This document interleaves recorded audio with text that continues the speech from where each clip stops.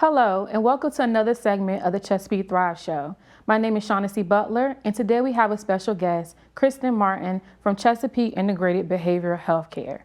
Hello, how are you doing today? Good, how are you? I'm doing well. Thank you so much for having me. You're welcome.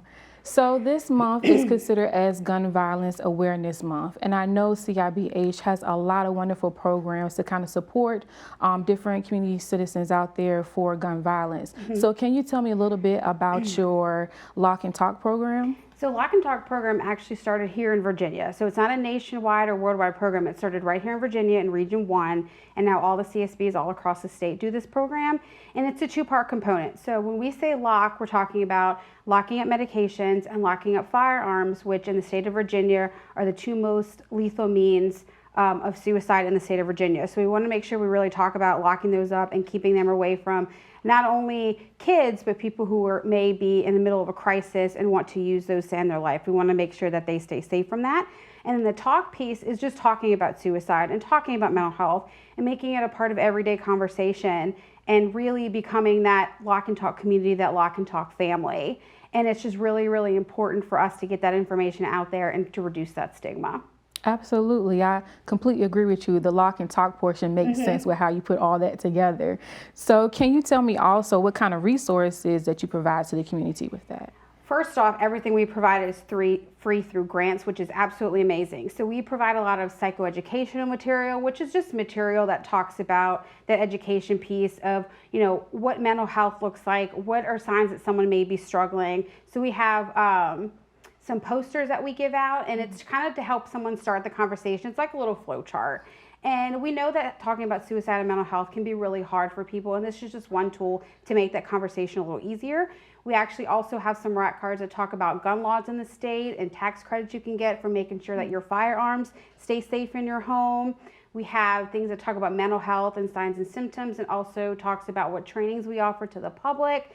We also give out medication disposal bags. So that's one way to keep it out of our water supply and also keep it out of the hands of people it was not intended for. We give out gun cable locks so that people can make sure that their firearms are safe in their home. And we also give out very specific topic information. So if someone wants something specific about coping skills or certain one disorder that may be of interest to them or they may think someone is struggling with, whether it's themselves or their family, we have all that information to give out too. Okay, absolutely. So with all that information that you do provide, how can people actually receive that information from you? They can contact us, and one member of my 4-person team will get that information out there. We love going out and interacting with the public, so we can definitely drop off materials, or they can pick them up at 224 Great Bridge Boulevard, which is our main office.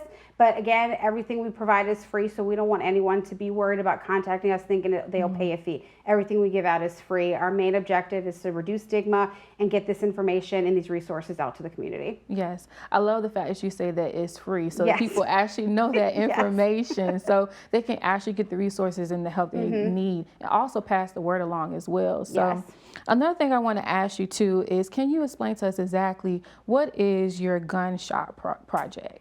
So we go to any retailer. We have a partnership with the retailers in our community who sell firearms, and we go to them at least twice a year at minimum to give them resources, to encourage them to talk to their employees, because we know turnover is a thing everywhere, and we want to make sure their current employees and new employees know what to look out for. And what we're saying when we say what to look out for, if someone is coming in to a firearm retailer to try to buy a gun to die by suicide with, which is again is one of the most lethal means in the state of Virginia, what does that look like for them? And we want to give them if this person is not coming in here for maybe hunting or protection, and what does that look for if they're in a hurry and they want to kind of bypass background checks and that sort of thing.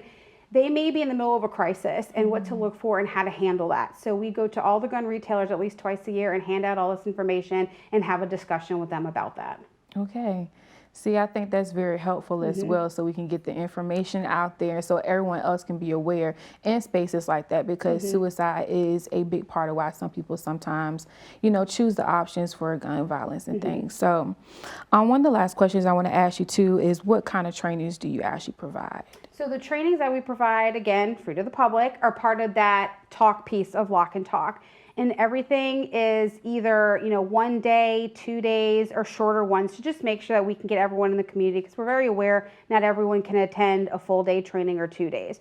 So we have our assist training, which is at 2 full days, which is a suicide intervention course from LivingWorks that teaches you how to recognize those signs and symptoms that someone may be thinking about suicide, all the way to an intervention and how to help them after the crisis is over.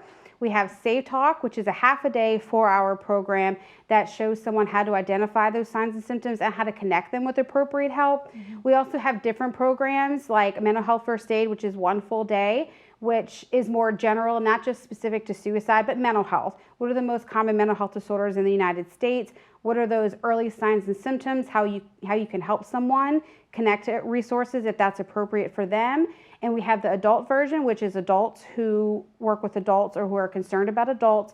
And then the youth version, which is adults who work with youth or have youth in their lives. And then the last one that we really focus on is Question, Persuade, Refer, which is only 90 minutes, which we do a lot of virtually. We also do it in person, but focus on virtually. So it's very attainable for people not to have to travel. They can just click start on their Zoom webinar button and then can get the information right there for them. Okay. So Kristen, can you please also share how can people actually take those trainings? Like, how can they reach out to you for that? So if they go to cibhprevention.com, they have access to our calendar and they can sign up for everything straight from our calendar. We try to make it as easy as possible for anyone to sign up for our trainings. Yes. Well, thank you so much, Kristen, for joining us today and also talking about Gun Awareness Month. Thank you again. Thank you for having me. You're welcome. And thank you all for joining us for another episode of the Chesapeake Thrive Show, and we will see you again.